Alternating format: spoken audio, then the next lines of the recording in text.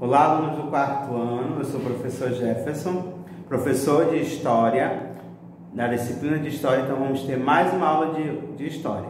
Mas antes de iniciarmos a nossa aula, eu gostaria de dizer para vocês que eu estou com saudade da nossa rotina, estou com saudade de vocês, tanto os alunos do quarto ano A, do turno matutino, como do quarto ano B, do vespertino. E lembrando também, vamos torcer para que isso passe logo, lembrando que também a nossa cidade está realmente numa crise, da saúde, mas que tudo isso vai passar. Vamos pensar positivo, que logo nós vamos estar todo mundo junto, fazendo nossas coisas diárias. Lógico que de uma maneira diferenciada, como eu já falei nos outros vídeos, mas nós vamos estar aí daqui a pouco todos juntos na sala de aula novamente, ok? Então vamos ao conteúdo de hoje. O conteúdo de hoje é a mão de obra africana. Está no livro didático, dando sequência na página, na verdade, 250, vamos ter esse conteúdo que vocês podem estar acompanhando. Coloquei algumas partes do texto aqui, mas vocês podem em casa estar lendo com mais calma para vocês também entenderem o conteúdo e responder os exercícios, ok?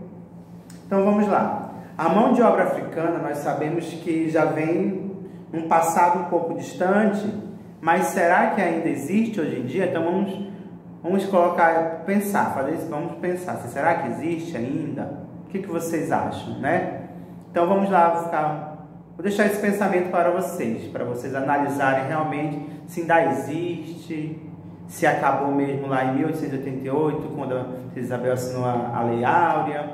Então, nós sabemos que história é isso, História vivida, nós lemos também esse conteúdo. Então, tudo aquilo que acontece desde que a pessoa nasce é uma história vivida. E a história vivida dessas pessoas que foram escravizadas? Como foi? O que eles deveriam, ou então o que eles acham que devem contar essa história vivida, Então, vamos lá continuar.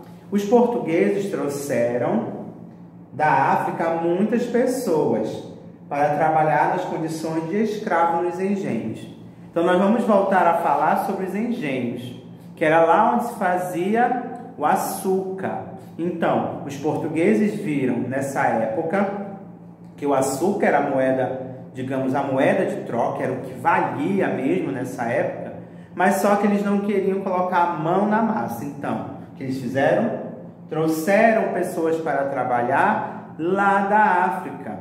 Mas o que? De uma forma o quê? De uma forma escrava. Que nós já sabemos o que seria esse trabalho escravo. É um trabalho de forma precária, não recebiam por aquela mão de obra que eles estavam oferecendo e simplesmente tinham que aceitar isso, pelo simples fato de serem escravos, Então, nós sabemos que essa mão de obra africana, ela se deu muito devido a quê? Os negros serem realmente fortes naquela época, terem uma outra vida lá onde eles viviam no continente deles, mas que quando vieram para o Brasil já vieram de uma forma muito precária lá no porão das caravelas, dos barcos, e chegando aqui tiveram que vivenciar esse trabalho escravo e de maneira muito errada, de uma maneira muito precária. Eu coloquei aqui esse desenho para nós analisarmos que é um escravo. Ele conta um pouquinho da história dele que eu vou ler para vocês agora. Me chamo Zulu Muzenza.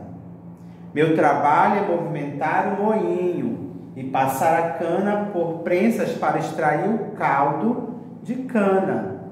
O moinho pode ser acionado por bois e pela água também. Mas ele fala aqui que ele que movimenta. Mas teria uma outra técnica, uma outra maneira que seria a água e os bois. Mas não, quem é que faz é o Zulu Muzenga. Então isso, para vocês verem como o trabalho escravo era. Então ele tinha essa função aqui, de movimentar o moinho para que pudessem prensar a cana-de-açúcar e saísse o seu caldo, para daí fazer açúcar e entre outros produtos que eles faziam. Então, para vocês verem que realmente a mão de obra africana foi muito importante para que o Brasil que nós temos hoje derivou-se lá do passado. Para que realmente nós tivéssemos tudo que nós temos hoje, foi preciso, infelizmente, que os povos africanos, alguns dos povos africanos, fossem escravizados aqui no nosso país. Então, As pessoas escravizadas viviam em condições desumanas e não tinham nenhum direito. Como hoje, se vocês perguntarem aí do papai e da mamãe de vocês, assim, como é que é a forma de serviço? Hoje em dia é carteira assinada, aí a pessoa tem todos os seus direitos. Vocês podem perguntar dos pais de vocês. Já é um exercício a mais que eu passo para vocês. Perguntem aí dos pais de vocês, de algum tio, tia, avó, como é hoje em dia a questão do serviço. Que direitos são esses? Por exemplo, o direito que eles tinham era de trabalhar e ir para a senzala, que a senzala era tipo um galpão feito lá atrás da casa da fazenda, da casa grande, como chamavam na época, né? Então esse era o direito que eles tinham. Mal de se alimentar, eles tinham direito, porque eles viviam das sobras das comidas lá, ou então tinham que se virar. Tanto é que a nossa culinária hoje, brasileira, ela tem essa mistura, né? Porque eles trouxeram já essa culinária lá do país deles, da África, e começaram a adaptar com as coisas que já existiam aqui. Então se deu essa mistura também. Mas voltando, então essas pessoas já sabemos que vivem de forma desumana. Professor, como é viver de forma desumana? É viver de uma forma em que o ser humano não é válido. É viver de uma forma que simplesmente ele só tem um serviço a praticar, a vender serviço. Nem vender serviço eles poderiam, apenas dar esse serviço em troca de quê? De uma senzala lá atrás. Então essa era a forma desumana que se vivia naquela época. Volto a perguntar, e hoje, será que existem pessoas ainda que vivem de forma desumana? Perguntem aí dos pais de vocês, das pessoas mais velhas, para o que eles vão falar, se realmente existe. Ou então, pesquisem lá na internet, trabalho escravo. Se existe hoje em dia, pesquisem lá, ok? Vamos continuar. Então, com o tempo, o regime de escravidão passou a ser adotado também em várias atividades da colônia. Que colônia seria essa, professor? Essa colônia é quando um país ele é administrado por outro país. No caso, o Brasil, que não era Brasil como nós conhecemos depois da proclamação da República, ele era o Brasil colônia. E ele passou a ser administrado por Portugal por 300 anos, 3 séculos. Então foi muito tempo que ele passou. Tudo que ia acontecer no Brasil dependia lá de Portugal, dependia de um outro país, de um outro continente, ok? Só para vocês entenderem o que é colônia. Então, olha só, a escravidão, ela teve muitas nuances aqui no nosso país, porque sempre existiu, digamos assim, um forte comércio de algum produto. Então, na mineração, que foi o século do ouro, no século XVIII, que tiveram que ir para as minas, e quem é que tinha a mão de obra mais barata? Os negros, africanos e afrodescendentes também, que já nasceram aqui, que ainda não tinham nascido livres ainda, ok? Então, na mineração foi preciso esse trabalho escravo. Em ambientes domésticos, se vocês verem em novelas, em filmes, né, que as escravas é que faziam de todo o papel lá do trabalho doméstico, de cozinha, de limpeza e outros serviços. O comércio também, não no sentido de serem comerciantes, mas de estarem carregando as coisas, realmente organizando depósitos, só o trabalho mais pesado, mesmo, o trabalho braçal. E entre outras atividades que os escravos, somente os escravos eram, digamos, habilitados para fazer isso. Mas sendo que sempre de uma forma muito precária, uma forma mesmo escrava, uma forma desumana, como nós vimos no slide anterior, que também tem no livro de vocês. O regime de trabalho em que a pessoa se torna propriedade de outra, exercendo tarefas em condições de exploração e violência, é chamado de escravidão. Então, todo trabalho que uma pessoa ela não é dona de si, alguém comprou ela, como era no caso dos escravos, o dono comprava o escravo. Então, olha só, ele já exercia tarefa em condições de exploração, então já sei que isso é uma escravidão, é uma escravatura.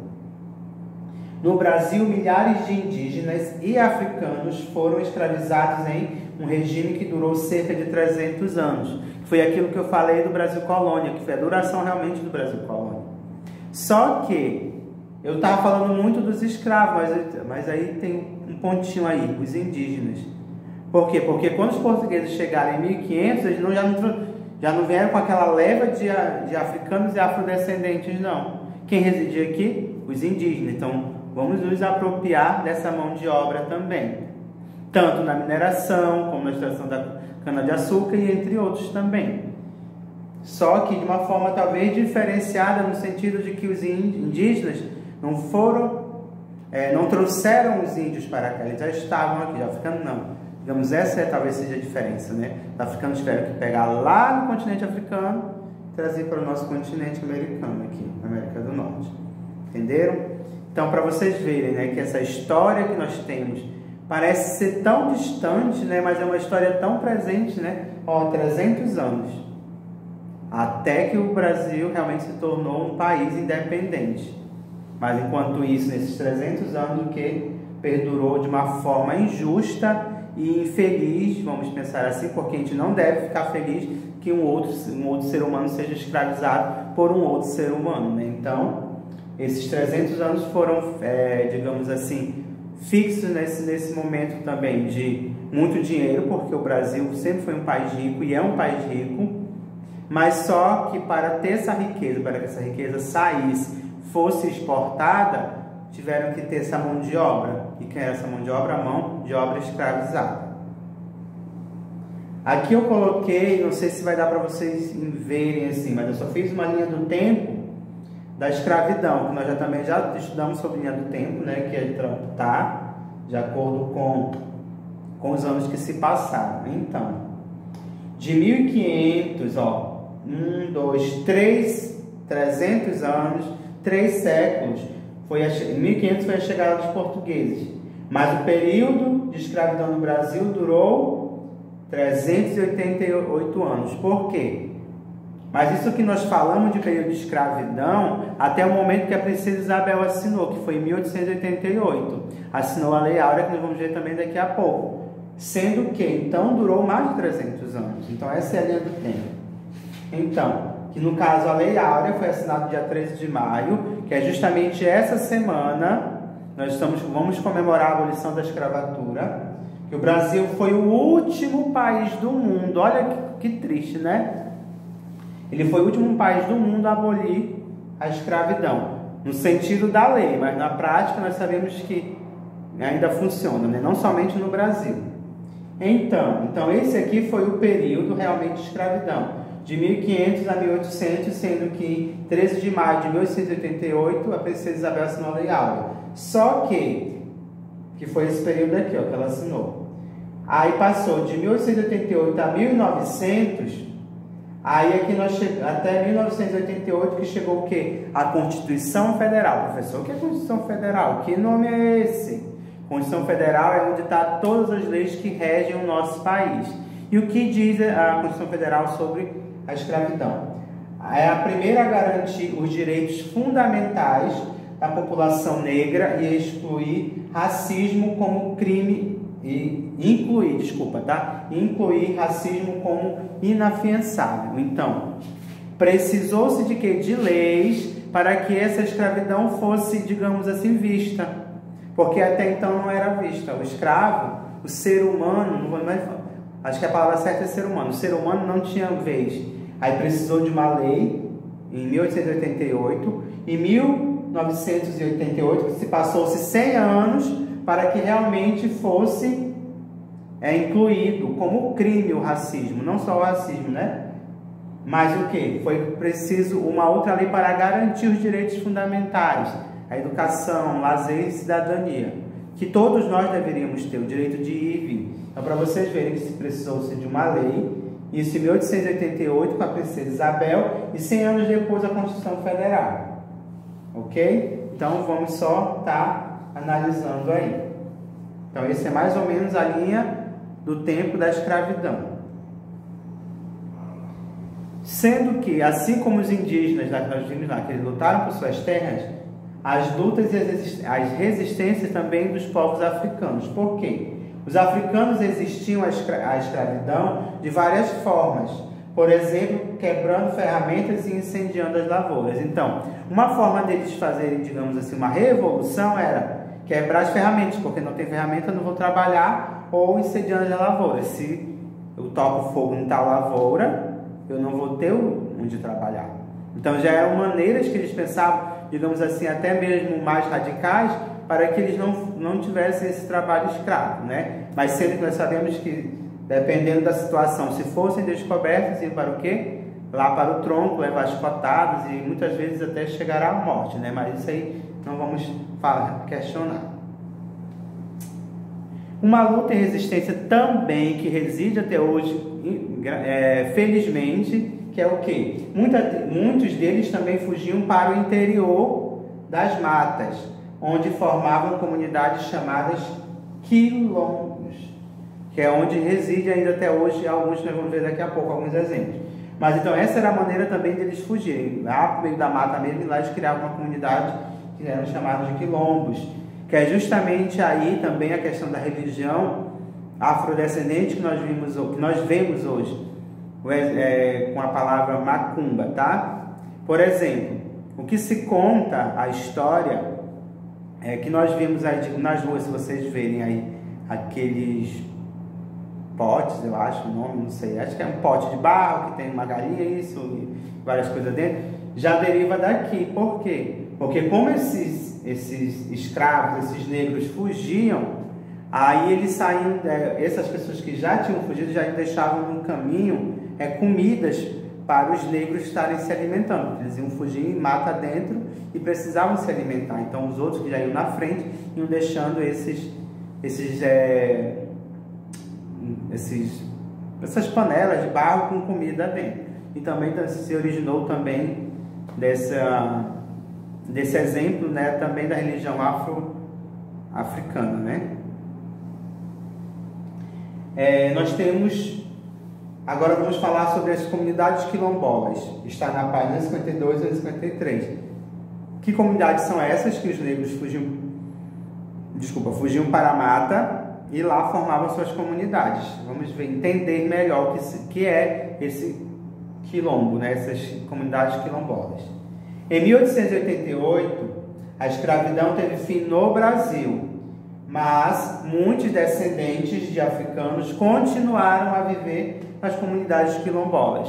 Apesar de que em 1888 a princesa Isabel assinou a Lei Áurea, eles já residiam lá, já tinham sua comunidade, lá eles podiam viver sua cultura, da maneira que eles realmente conheciam, não uma cultura que era engessada, que era obrigada que eles realmente pudessem fazer somente aquilo e pronto, que era o que os portugueses estavam querendo que eles fizessem. Não, eles têm a sua própria cultura, o seu próprio jeito de viver, as suas próprias crenças. E aqui nesses quilombos, nessas comunidades quilombolas, eles podiam vivenciar de uma maneira livre, né, a sua cultura, em todos os sentidos, né, na culinária, religião e entre outros.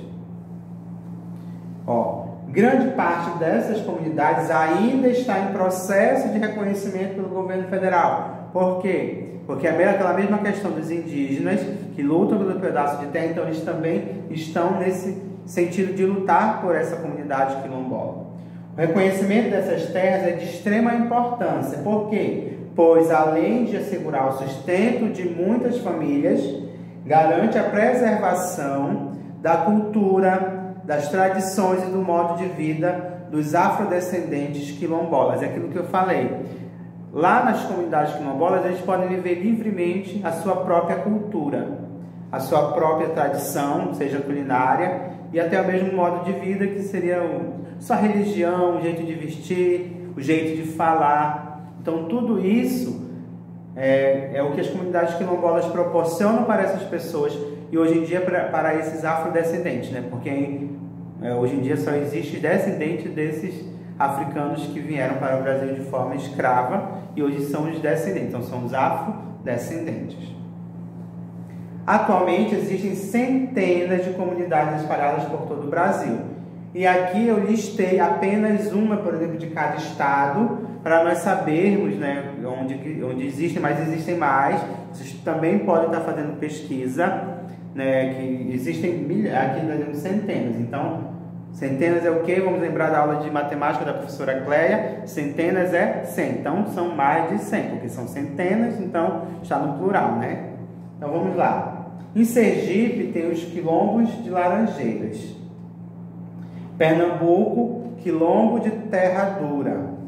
Maranhão, quilombo de São Benedito do Céu. Paraíba, quilombo do Livramento. Rio Grande do Sul, quilombo do Arroio. Minas Gerais, quilombo do Careca. São Paulo, quilombo dos Santos. Rio de Janeiro, quilombo de Manuel Como.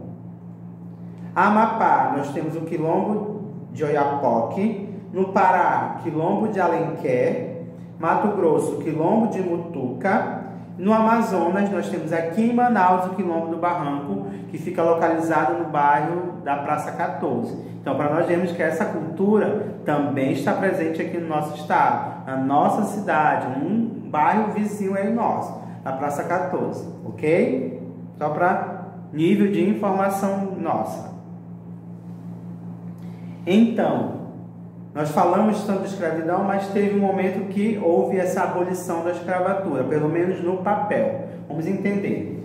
A abolição da escravatura foi um dos acontecimentos mais marcantes da história do Brasil. Por quê? Porque determinou o fim da escravidão dos negros no Brasil.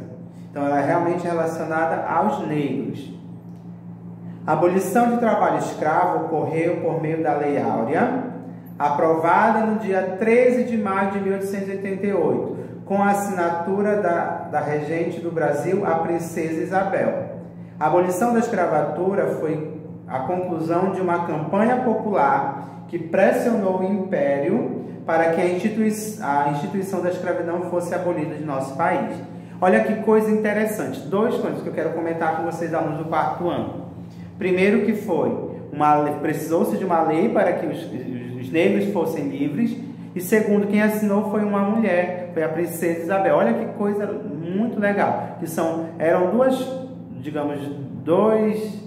duas partes da sociedade, dois indivíduos que eram realmente de lado. A mulher não tinha sua vez, os escravos muito menos, e ela, como princesa, teve esse olhar mais sensível quanto a esses seres humanos e determinou a Lei Áurea. Ela assinou a Lei Áurea, ok?